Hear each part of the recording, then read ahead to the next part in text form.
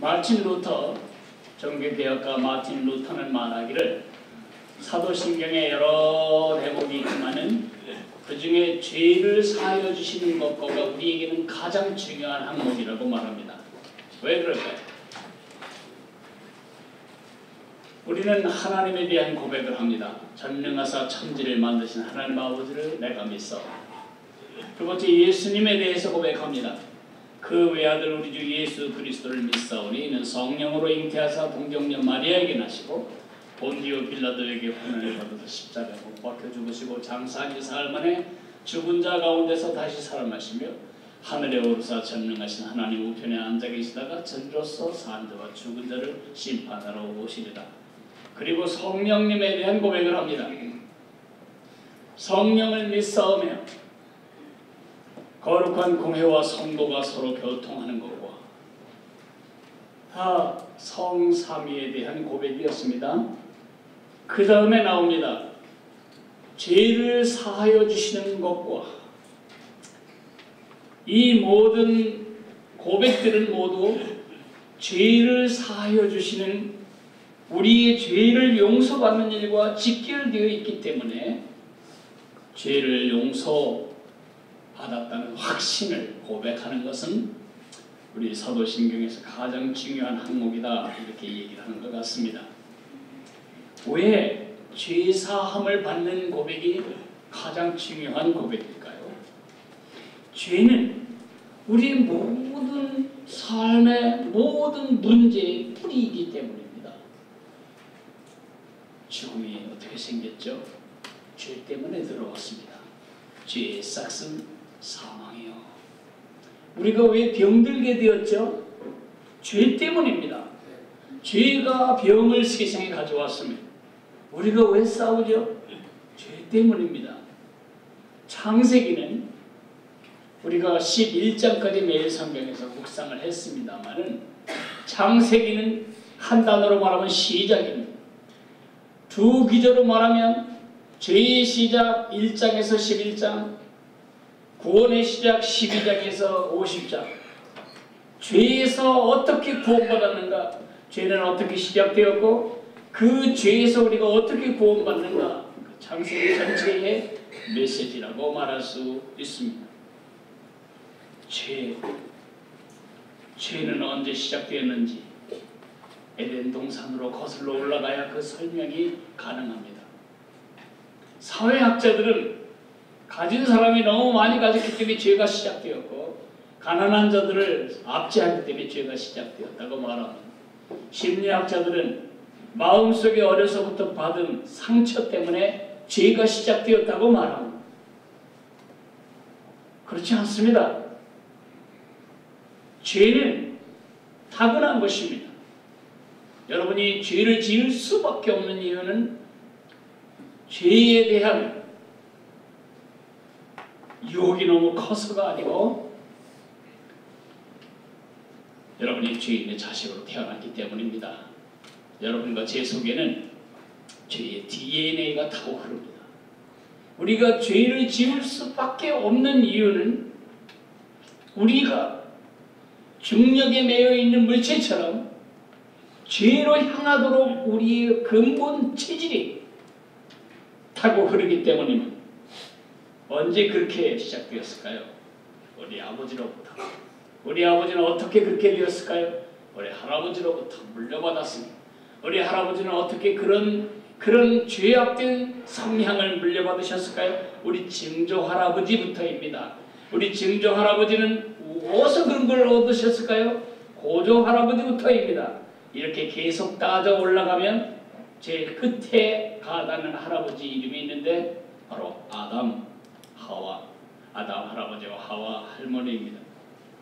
이 선악과 이야기가 나올 때마다 불신자들은 웃습니다. 이게 동화 같은 얘기인가.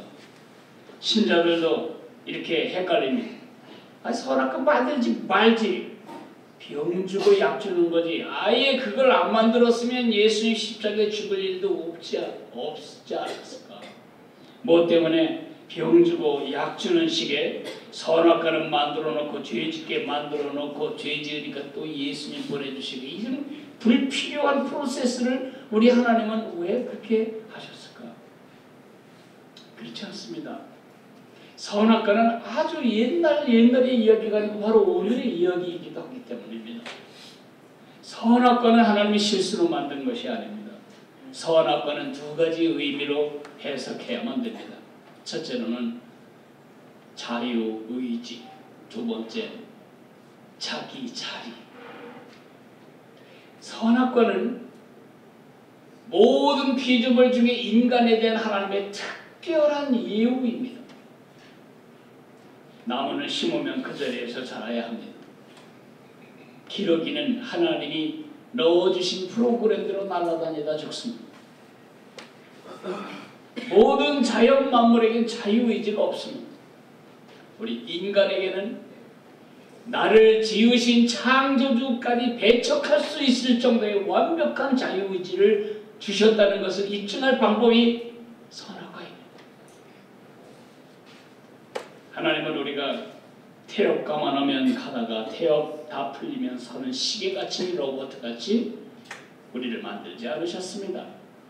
하나님은 우리가 순종할 수도 있고 순종을 거부할 수도 있고 완전한 자유의지를 가진 존재로 우리를 만드셨습니다. 여러분 집에 자녀들이 자라가고 있습니다. 속속스럽니다. 이것들이 제 멋대로 하겠다고 합니다. 갖다 팔고 그 같은 사이즈의 인형을 사다가 키우시면 어떨까요? 속썩이는 일이 없을 겁니다. 눕혀놓은 자리에 그대로 있을 겁니다. 식탁 앞에 앉혀놓은 음식도 흘리지 않을 것입니다. 밤에 여러분을 깨우는 일은 더더욱이나 없을 것입니다. 그 인형을 보고 여러분 감동하십니까? 아닙니다. 인형 보고는 우리가 감동하지 않습니다. 왜요? 인형에게는 자유의지가 없습니다. 그저 속썩이다가도 한 번 순종하는 그 자녀로 인해 엄마 아버지는 또 감동하고 또 내일을 향해 이 아이를 향해 투자할 수 있는 용기를 갖는 것입니다. 그것이 자유의지죠. 그게 인간입니다. 오늘도 주일이기 때문에 하나님이 만들어 놓은 프로그램대로 여러분이 이 자리에 와서 오고 싶지 않았는데 발걸음이 그냥 옮겨져서 온 곳이 아닙니다. 여러분 오늘 이 자리에 예배 안 할 수도 있습니다. 그냥 지금도 잠잘 수도 있지요. 그러나 여러분의 분명한 자기 자신의 지성과 감정과 의지의 결정으로 이 자리에 와서 하나님 앞에 앉아 예배하는 그 예배자의 선택, 예배자의 특권, 그 영광을 보시면서 우리 하나님은 기뻐하시는 것입니다. 자유의지. 또한 자기 자리가 있습니다. 선악과는 우리 인간의 자리에 대해서 말씀하십니다. 이것은 우리 인간의 조건입니다. 존재 조건입니다. 물고기는 마음대로 다닐 수 있습니다. 아주 마음대로. 물고기는 일본 앞바다에서 살 수도 있고요. 소련 앞바다로 갈 수도 있어요. 국경에 제한을 받지 않고 영해에 공해에 제한을 받지 않습니다. 그러나 한 가지 조건은 있습니다.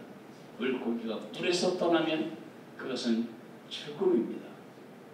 인간이 모든 것을 다 선택하고 결정할 수 있지만 한 가지만은 안 되는 자리가 있습니다. 하나님이 되어서는 안 됩니다.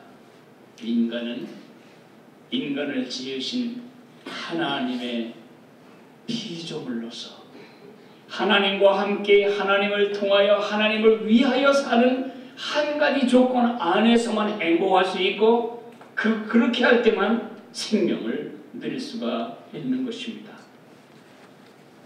그러나 우리 할아버지 할머니 아담 할아버지 아담 할머니는 그 하나님을 의지하고 살아야 할 삶의 원리, 삶의 조건을 버렸습니다. 그리고 내가 나에 의한, 나를 위한 나의 삶을 선택했습니다. 하나님이 없어도 되는, 내가 하나님이 되는 삶을 그들은 선택했습니다. 그날 이후로 하나님을 떠난 인간의 피해가 인간 역사에 계속해서 전개되고 있는 것입니다. 모든 사람이 죄를 범하였음에 하나님의 영광에 이르지 못했다고 말하고 있습니다. 지옥의 정의가 무엇입니까? 뜨거운 불입니까? 뜨거운 불은 한증막에도 있습니다. 숯가마 속에서 뜨거운 불은 이글거립니다. 지옥의 정의는 뜨거움이 아니고 지옥의 정의는 하나님 부재입니다. 하나님을 삭제해낸 그 자리가 바로 지옥입니다. 그것이 여러분 마음이든 그것이 여러분의 가정이든 그것이 우리 교회 공동체든 하나님이 제거된 그 자리가 바로 지옥입니다. 물론 완벽한 지옥이 우리가 죽은 다음에 다음 세계에 있습니다. 그럴 때도 지옥은 죽어서야 가는 것이 아닙니다. 다른 말로 하면 죄는 우리를 하나님으로부터 끊어내고 하나님으로부터 끊어진 우리의 삶은 지옥이다. 이렇게 정리할 수가 있습니다. 따라서 죄는 우리의 삶을 우리의 존재를 지옥으로 바꿔놓게 됩니다. 혹시 지난 주간 살아오시면서 지옥 같아. 삶이 재미가 없고 삶이 의미도 없고 삶이 힘도 없다. 이렇게 사는 것이나 죽는 것 사이나 무슨 차이가 있는가 이렇게 느낀 적이 있다면 그 순간 여러분의 삶은 지옥이었습니다. 어떻게 지옥으로 빠지게 만드는 죄의 문제를 해결할 수 있을까? 이것이 인류가 지난 인간의 존재 역사 내내 고민해왔던 주제입니다. 어떻게 우리를 지옥으로 내모는 죄의 세력에서 나를 지킬 수가 있을까? 오늘 그 질문에 대한 대답을 오늘 우리가 고백하는 고백을 통해서 확인하려고 합니다. 그 대답은 시편 32편 1절에서 5절에 있습니다.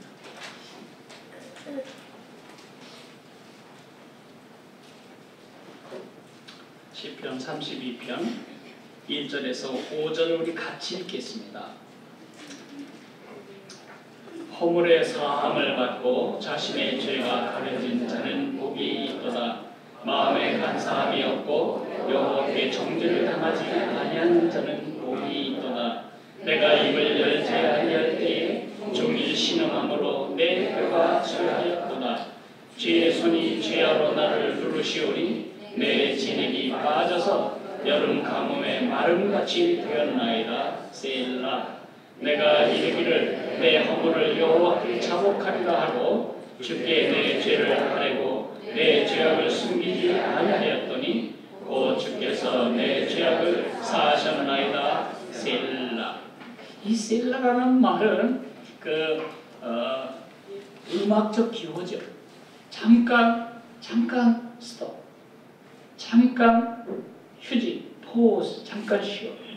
그리고 지금 한 말에 대해서 잠깐 음미해라. 그런 음악적인 광백을 말하는 것입니다. 중요한 이야기를 한다면 항상 조금 생각해 볼 여유를 주죠. 책도 한 문단이 끝나면 반드시 독자로 하여금 잠깐 머물러서 생각할 스페이스가 주어지죠. 문단을 옮기면서 하얀 빈 공간이 생깁니다. 그것은 우리가 생각하라는 표시입니다. 오늘 이 본문은 다윗이 지은 시인데 다윗은 우리에게 세 가지 죄를 다루는 방법을 이야기해주고 있습니다. 첫째, 이렇게 하지 마라. 둘째, 셋째, 이렇게 해라. 첫째 방법은 덮는 겁니다. 죄를 덮는 겁니다. 죄를 숨기는 것입니다. 다윗은 오늘 우리에게 이렇게 말합니다. 죄를 덮지 마라. 죄를 숨기지 마라. 다윗은 무슨 죄를 지었죠? 물론 우리가 알지 못하는 많은 죄를 지었겠지만은 우리가 모두 알고 있는 죄는 그의 간음죄와 살인죄입니다. 어느 날 이제 어느 정도 인생의 궤도에 오른 중년의 다윗이 온 나라가 전쟁 중인데 그는 전쟁에 나가지 않았습니다. 늦게까지 잠을 자고 오후에 나와서 왕궁 옥상을 거닐고 있는데 옥상에서 내려다본 한 집의 여자가 목욕을 하는 것을 보게 됩니다. 그럴 때 룩룩하게 됩니다. 오늘날로 말하면 쌍안경을 가져오너라. 아주 배율이 높은 쌍안경으로 여자를 보기 시작합니다. 눈으로 시작된 일이 가슴으로 옵니다. 저 여자를 내가 가져야 되겠다. 가슴으로 이어진 일이 손으로 이어집니다. 저 여자를 내게로 데려오너라. 그 여자를 데려다가 동침을 해버립니다. 그걸로 아무도 모르게 일이 끝난 줄 알았습니다. 근데 어느 날 전갈이 옵니다. 그 여자 배가 불러오고 꺽꺽거리며 입덧을 시작합니다. 다윗은 이것이 탄로날 경우에 자기의 정치적인 생명, 자기의 명성, 하나님을 사랑해왔던 자기의 영성에 대한 치명적인 타격이 있을 것을 생각해서 요압 장군을 부릅니다. 그 여자의 남편 우리아를 최전방에 배치하고 최전선에 배치하고 공격이 심해지거든 모든 군사가 퇴각하게.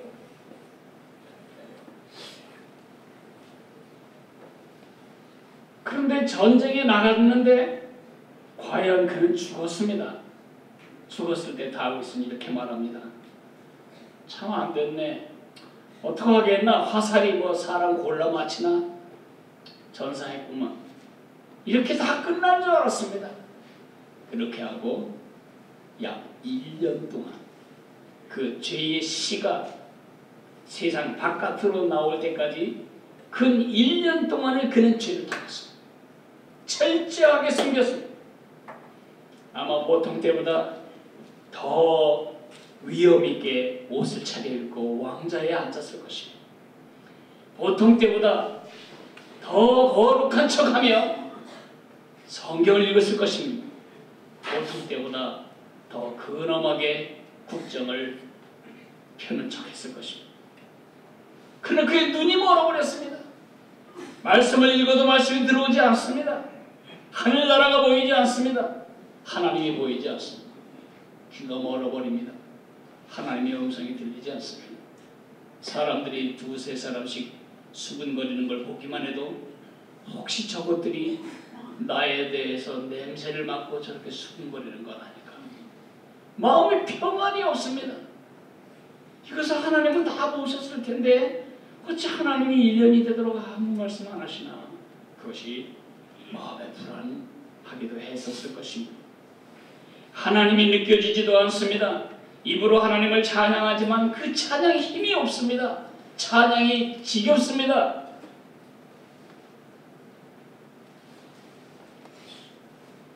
그럴 때 그의 마음을 그때 죄를 덮었을 때 죄를 토해내지 않고 죄를 감출 때에 그 마음의 느낌을 그는 이렇게 말합니다.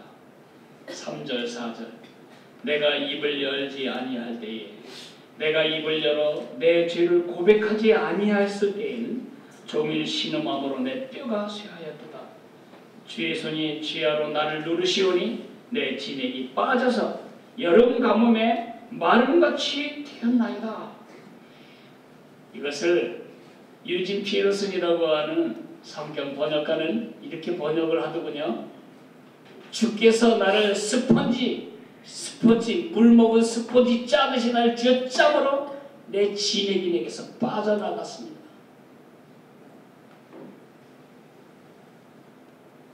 저는 정말 이 느낌을 압니다. 초등학교 5학년 때 우리 아버지가 그렇게 저를 신뢰하고 정직한 아이, 그리고 신실한 아이. 그래서 제게 제 과수원 과일 파는 일과 돈을 관리하는 일과 장부 쓰는 일을 맡겼는데 제가 우리 아버지를 속이고 돈을 600원도 넘는 돈을 훔쳤습니다.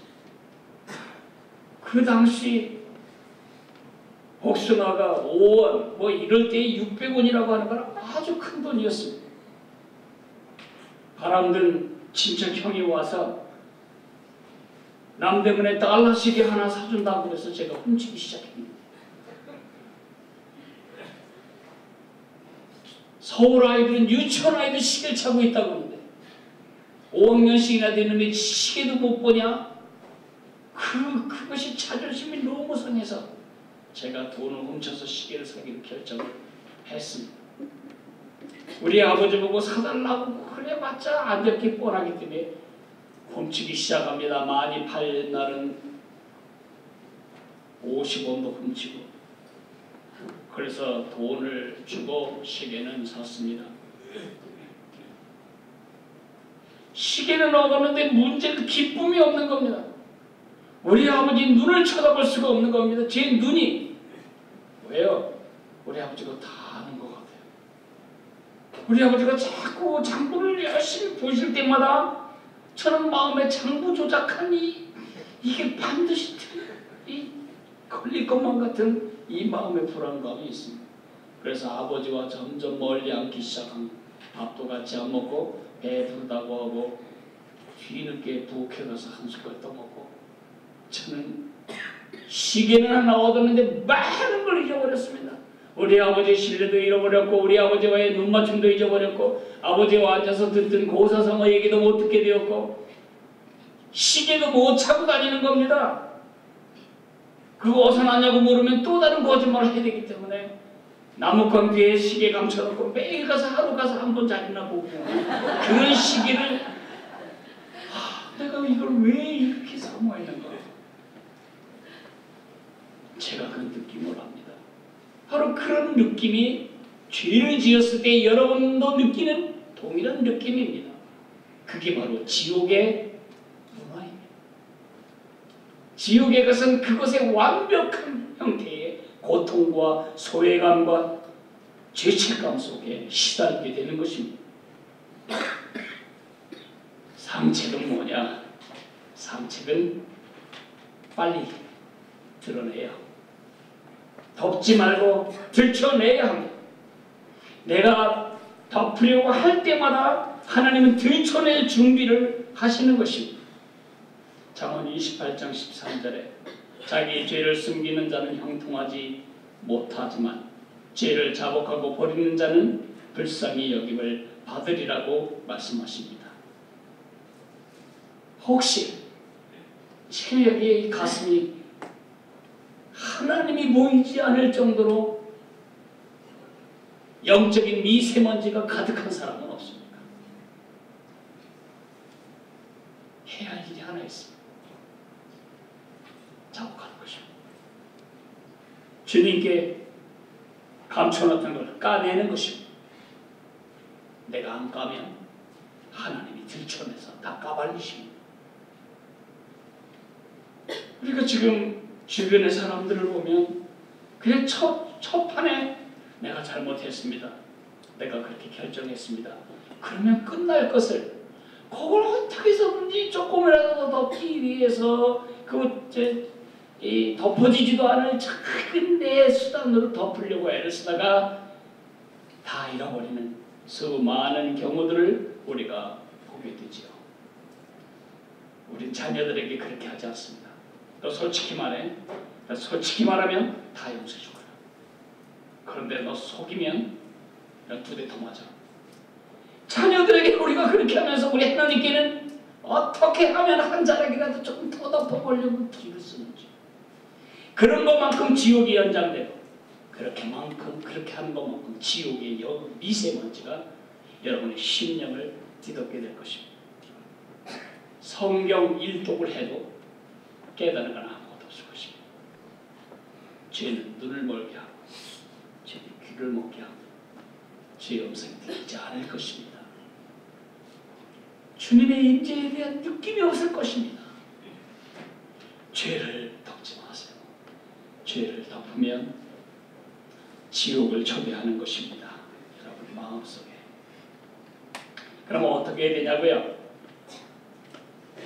고백해야 돼요. 죄를 내가 들춰내는 것입니다. 다윗이 그렇게 아무 일이 없는 척 더 많은 연기로, 더 완벽한 연기로 태어남을 연기하고 있었지만은 그것은 연기에 불과하고 어느 날 나단 선지자가 들어왔습니다. 나단 선지자가 옆에 앉았습니다. 자기의 멘토이자 자기의 중요한 상담가인 그 나단 선지자가 왔을 때 내가 다윗이라면 별로 반갑지 않았을 것입니다. 에이, 왜 왔어요? 혹시 냄새 맡고 온 거 아닐까? 친구도 반갑지 않은 상황. 그 나단이 이렇게 말합니다. 별일 없습니까? 왕의 질문에 대해서 나단이 이렇게 대답합니다. 참 세상이 참 험악합니다. 왜요? 무슨 일을 당하셨는데요? 글쎄 어느 마을에 엄청난 부자가 있습니다. 양이 수천만이 될 거예요. 그리고 그 마을에 아주 찢어지게 가난한 사람이 있는데 암양새끼 한 마리를 마련했습니다. 그 암양새끼는 그 집의 가축이 아니고 그 집의 식구였습니다. 딸처럼 같이 자고 같이 먹고 같이 같은 방에 뒹구는 그 집 식구였습니다. 근데 이 부자네 집에 손님이 오자 이 부자가 그 가난한 집에 가난뱅이 집에 그 딸 같은 새끼 양을 잡아다가 죽여서 그 손님을 대접했다는 거 아닙니까? 그러니까 다윗이 너무너무 화가 났습니다. 내 나라에서는 그런 일이 있을 수 없어. 그가 누구요? 당장 처단하겠어. 그럴 때 나단이 말합니다. 그건 바로 당신입니다. 하나님이 일개 목동에 불과했던 당신을 이 나라에 군주로 세울 때에 더 부족한 은혜가 있었다면 하나님이 더 많이 주셨을 거예요. 하나님이 당신에게 이렇게 엄청난 걸 줬는데 그 충직한 햇사람 우리아의 아내를 범하고 그게 들통날까봐 그 남편을 그렇게 강하게 죽이고 그리고 입 닫고 앉아있는 당신이 바로 그자요. 그럴 때 그가 어떻게 했습니까?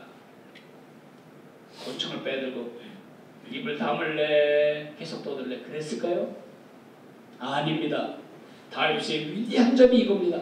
그 자리에서 내가 여호와께 범죄하였나이다. 그러자 그 말이 마침표로 끊어지자마자 스페이스도 하나 없이 곧바로 나단이 말합니다. 여호와께서도 당신의 죄를 용서하여 주셨나이다. 내가 잘못했습니다. 여호와께서 용서해 주셨습니다. 하나님의 얼마나 우리가 죄를 주님 앞에 고백하고 깨끗한 양심과 깨끗한 눈으로 주님과 동행하기를 바라시는지를 느낄 수가 있습니다. 그래서 오전에 이렇게 말합니다. 내가 이르기를 내 허물을 여호와께 자복하리라 하고 주께 내 죄를 아뢰고 내 죄악을 숨기지 아니하였더니 곧 이 곧이란 말에 동그라미를 하나 쳐놓으세요. 곧 주께서 내 죄악을 사하셨나이다. 죄를 안 지을 수가 없습니다. 미세먼지 많은 세상에 살아가면서 눈에 티끌 안 들어갈 방법이 없습니다. 저도 목이 많이 상해 있습니다. 이 미세먼지가 목을 긁습니다. 어떡하겠어요? 이 미세먼지 세상에 살아가면서. 저 중요한 건 매일 닦는 것입니다. 목 헹궈내고 손 열심히 닦고 눈 닦고 우리의 양심을 깨끗하게 하는 가장 중요한 방법은 자백하는 것입니다. 이 자백이라고 하는 건 후회하는 것이 아닙니다. 죄를 자백하라고 하면 아, 내가 그걸 정말 잘못했다. 그런 느낌을 자백이라고 말하지 않습니다. 자백이라고 하는 것은 우리 하나님이 보시듯이 그 죄를 보는 것을, 하나님이 보시듯이 그 죄를 보는 것을 자백이라고 말합니다. 난 큰 죄는 아니야. 다 그런데 뭐 지금 뭐 다 그런데 이 사람도 그 죄 짓고 저 사람도 그 죄 짓고 이 같은 죄 지은 사람이 뭐 한두 죄야지. 그러니까 나는 죄인이 아니다. 그렇게 보는 것은 하나님이 보는 시각이 아닙니다. 언제 그 신문에 몸 파는 매음녀가 이렇게 말합니다. 이것은 나의 직업입니다. 난 이렇게 해서 돈을 벌어서 먹고 사는 난 직업입니다. 그래서 성을 매매하는 업소, 그렇게 생각하는 사람이 우리나라의 인구의 4분의 1이 된다면 틀림없이 우리나라 법은 매춘업이 정상적인 비즈니스 중에 하나라고 인정하게 될 법을 만들 것입니다. 속지 마세요. 죄는 하나님이 어떻게 보시느냐가 죄의 정의지, 얼마나 많은 사람이 그렇게 생각하느냐가 죄의 정의가 아닙니다. 우리나라 인구의 절반이 생각하기를 남자가 남자끼리 결혼하고 여자가 여자끼리 결혼하는 동성애가 정상적인 것이라고 생각한다면, 그런 짓을 하는 건 이 세상에 대해서 우리가 이것은 죄가 아니구나 그렇게 말하면 안 된다는 것입니다. 왜요? 하나님이 죄를 정의하시는 판단자시지 세상이 아니기 때문에. 근데 우리가 죄를 짓고 제일 먼저 생각하는 것은 나 같은 죄를 지은 사람은 없는가. 그런 사람이 두 사람이라도 발견되면 얼마나 안심이 되는지요. 나만 그런 게 아니네. 아닙니다. 다른 사람이 죄를 정하면 하나님이 내 죄를 죄로 정의하시면 그게 내 죄라는 것을 인정하는 것입니다. 하나님이 너 그 죄를 버려야 한다. 왜 나만 갖고 그래? 계속 나만 갖고 그래 우리 하나님 진짜. 아니 누구는 이런 거 평생 하면서도 한 번 건드리지도 않으면서 나만 내가 한 번 이런 거 하면 하나님 꼴도 못 보고 그냥 계속 양심 찔러대고 그냥 흔들어대고. 아닙니다. 하나님이 아니다. 아닌 거군요. 그렇게 하는 것이 자백입니다. 그것이 지성적인 부분이라면, 감성적이라는 것은 하나님이 죄를 보실 때 어떤 느낌으로 보시는가. 하나님이 죄를 볼 때 아이고 지약 먹는구나, 아이고 독약 먹는구나, 아이고 몇 도 가도 자상 키는구나, 그런 아버지처럼 보겠냐고요. 아이가 위험한 걸 건드리는 순간 엄마는 등에 땀이 나고 아버지는 한숨을 쉬고 아버지의 혈압이 오고. 우리가 죄를 지을 때마다 우리 하나님이 가슴 아리로 하시고 슬퍼하시고, 하나님의 슬픔으로 슬퍼하는 게 자백이지, 우리가 슬퍼하는 건 뭐냐 하면 죄를 슬퍼하는 건 아니고요. 죄 때문에 혹시 매 맞게 될까봐 그걸 두려워하는 겁니다. 매만 안 맞으면 죄를 조금 더 연장하고 싶은 마음까지도 있어요. 그게 못되는 여러분 제 마음입니다. 하나님이 아파하시듯이 아파하고, 하나님이 슬퍼하시듯이 슬퍼하고, 하나님이 혐오하시듯이 혐오하는, 하나님이 보시듯이 보는 게 죄의 자백입니다. 의지적으로는 떠나야 떠나는 것입니다. 그 죄에서 떠나는 것입니다. 우리 하나님이 죄를 보실 때 죄와는 아주 거리가 먼신 분이십니다. 그 하나님이 죄를 미워하듯이, 죄에서 죄를 단절해내시듯이 우리가 그래야 합니다. 오거스틴이 그랬듯이 너는 여전히 너지만 나는 예전의 나가 아니다. 결별을 해야 합니다. 결별을 했었는데 또다시 죄를 짓는다? 그게 우리 본질이죠. 한 번 결심하고 죄를 끊어내는 사람이 우리 중에 몇이나 돼요. 그런 일은 많지 않아요. 1년에 10번 짓다가 조금 더 성숙하면 1년에 3번 짓다가 1년에 3번 짓다가 그 다음 더 성숙하면 아예 5년에 한 번 짓다가 어느 날 딱 끊어져 버려요. 딱 끊어진 순간이 언제냐? 죽는 날. 평생 우리는 이 죄로부터 멀어지고 죄를 막 우리를 끄지고 다니는 이 죄로부터 멀어지고 주님께로 가까워가는 것입니다. 그런 지성과 감정과 의지에 있어서 하나님이 보시는 방식으로 죄를 보는 것이, 죄를 바라보는 것이, 죄를 취급하는 것이 자백입니다. 유다도 얼마나 가슴치며 후회했는데요. 내가 예수님을 팔다니. 그런 변화가 그 삶에 있지 않았습니다. 유다는 목매어 죽었습니다. 베드로가 예수님이 보시듯이 그 상황을 인식하고 느끼고 그 상황을 정리할 때에 하나님은 베드로를 위대한 하나님의 일꾼으로 쓰십니다.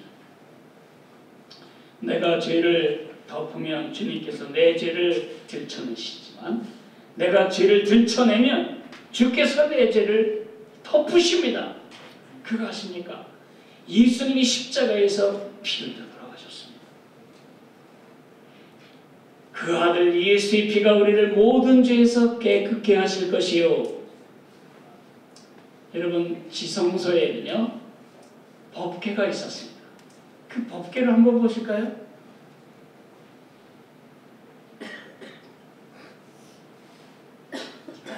법궤는 상자예요. 밑에가 상자인데 법궤 뚜껑이 있습니다. 뚜껑이 어떻게 생겼냐면 양쪽에서 천사들이, 그룹 천사가 날개를 이렇게 양쪽에서 하고 있고 눈은 밑을 내려다보고 있습니다. 그게 일종의 쟁반입니다. 쟁반인데 이렇게 날개가 있고 그것이 바로 이 상자의 나무 상자의 뚜껑입니다. 이 전체를 합쳐서 법궤라고도 하지만 이 위에 뚜껑 부분을 속죄소라고 부릅니다. 이 속죄소는 1년에 한 번 대제사장이 짐승을 잡아서 그 피를 가져가서 그 피를 그 속죄소 위에 뿌립니다. 그 밑에는 뭐가 들었냐? 십계명 부돌판이 들어있습니다. 살인하지 말라, 간음하지 말라, 도둑질하지 말라, 거짓증거하지 말라, 탐내지 말라. 안 걸리는 사람이 아무도 없어요. 다 죽어야 돼요. 근데 하나님은 저 위에서 보실 때 밑에 있는 십계명을 보시는 것이 아니고 예수 그리스도의 피를 보는 것입니다. 그 짐승의 피, 훗날에 예수님이 십자가에 흘리실 그 피를 들여다보시고 우리를 죄값이 지불된 존재로 간주하신다는 것입니다. 예수님의 피가 우리의 허물을 덮어버리신 것입니다.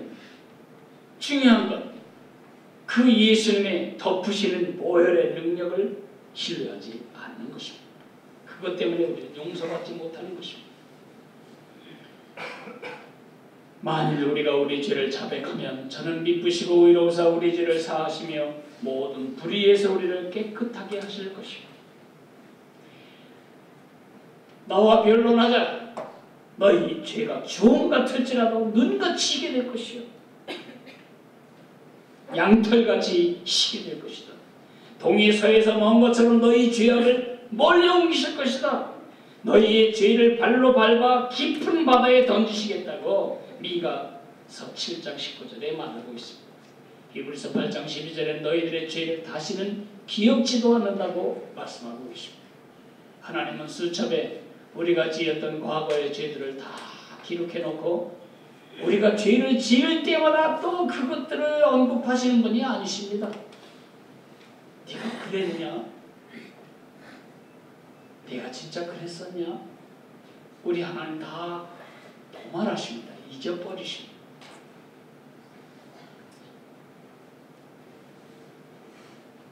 그러므로 우리가 해야 할 일, 천국을 누리기 위해서 우리가 해야 할 일은 지옥에서 천국으로 옮겨가기 위해서 우리가 해야 할 일은 자백하는 일입니다. 마지막 세 번째는 죄를 다스려야 합니다. 커버하지 말고 컨페스하고 컨커해야 됩니다. 죄를 다스려야 합니다. 십자가에서 우리의 죄의 책임은 다 끝났습니다. 우리의 죄의 값을 우리가 갚을 수 없지요. 그래서 예수님이 십자가에서 돌아가신 겁니다. 그러나 죄의 책임은 끝났지만 죄의 오염은 끝나지 않았습니다. 여러분과 내 속에 아주 쏙쏙 깊이 배어있는 오염된 생각, 오염된 지성, 오염된 의지는 여전히 우리가 잔챙이 죄를 짓게 만듭니다. 창세기 4장 7절에 예수님이 말씀하십니다. 죄가 너를 원하나 너는 죄를 다스릴지니라. 죄가 네 문 앞에 엎드려져서 어떻게 해서든지 너를 끌어가려고 원하지만은 너는 그 죄에 끌려다니지 말고 죄의 다스림을 받지 말고 네가 죄를 다스려야 한다고 가인에게 말씀하신 겁니다. 이것이 오늘 우리에게도 주시는 말씀입니다. 죄가 유혹할 때, 죄가 여러분 발 앞에서 엎드려가지고 애원할 때, 유혹할 때, 협박할 때 어떻게 이길 수 있을까? 세 가지 생각을 해보십시오. 첫째로는 예수님이 얼마나 비싼 대가를 지불하셨는가를 생각하십시오. 그래서 여러분 집에 십자가를 붙여놓는 것은 굉장히 도움이 됩니다. 여러분 목에 십자가를 걸고 다니는 것도 도움이 됩니다. 예수님이 얼마나 죄값을 톡톡히 치르셨는가. 죄는 작은 죄든 큰 죄든 예수가 죽어야 할 대가를 지불하고서야 끝나는 무서운 일이라는 것을 생각하는 것입니다. 두 번째, 죄를 짓고 싶을 때, 죄가 유혹할 때, 죄가 협박할 때 이 죄로 내가 치루어야 할 결과를 생각하십시오. 결과. 우리는 이렇게 생각합니다. 주님께 용서해 주세요. 그러면 오케이, 용서. 그러면 모든 게 다 끝날 것이라고 생각하는데 안 끝나는 대목이 있습니다. 그게 뭘까요? 자국입니다. 자국은 절대 없어지지 않습니다.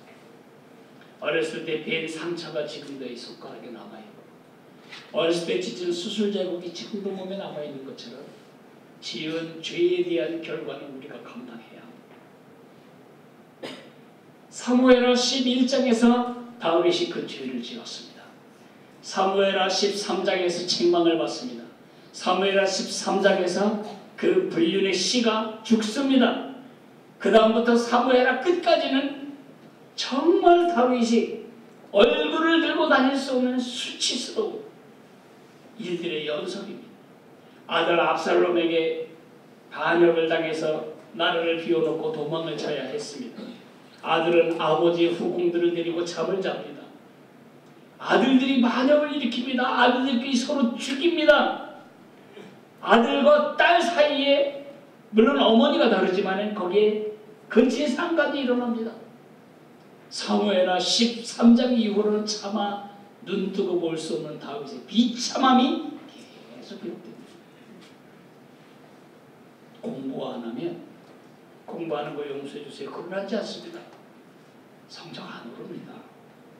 일 안 하면 일 안 하고 용서해 주세요. 마음의 평안을 얻는 거로 끝나지 않습니다. 소득이 없습니다.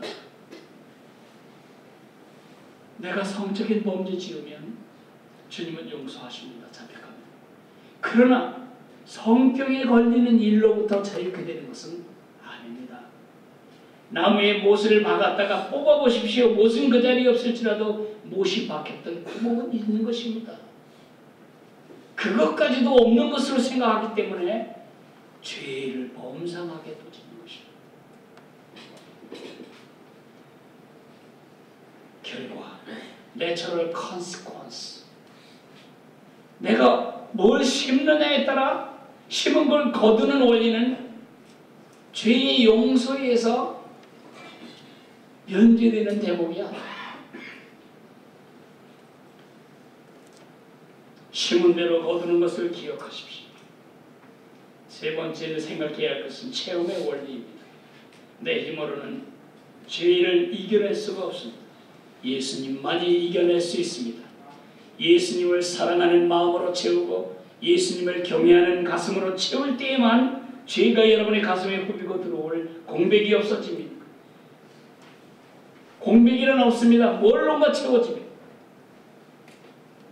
이 컵에 있는 공기를 뽑아내는 방법은 물을 채우는 것뿐입니다. 술에 대한 유혹을 이기는 방법은 우유를 위장 속에 가득 채우는 것입니다. 지저분한 음식에 대한 유혹을 이기는 방법은 좋은 음식으로 채워버리는 것입니다. 여러분의 관심이 무엇입니까? 여러분의 가슴은 무엇으로 채워져 있습니까? 그것에 따라 여러분은 죄에 지배를 당할 수도 있고 죄를 지배할 수도 있습니다. 말씀을 맺겠습니다. 지금 미세먼지 때문에 우리 모두가 아주 힘듭니다. 눈도 따갑고 또 코도 자꾸 감염이 생기고 이 목도 근질근질하고 목도 상합니다. 똑같이 죄를 숨기면 삶이 망가지지만 죄를 토하면 삶이 행복해집니다. 행복한 눈빛, 행복한 귀, 행복한 가슴, 행복한 힘, 행복한 삶을 살고 싶다면 해야 할 일 하나입니다. 죄를 덮지 말고 죄를 자복해라. 그래서 1절에 말합니다. 허물의 사함을 받고 자신의 죄가 가려진 사람은 복이 있도다. 마음에 간사함이 없고 여호와께 정죄를 당하지 않는 자는 복이 있도다. 한평생 죄를 자백하고 죄를 다스림으로 이런 행복한 삶을 살아가시는 여러분이 되시기를 주님의 이름으로 축복합니다. 그래서 다 같이 일어나서 찬송가 부르겠습니다.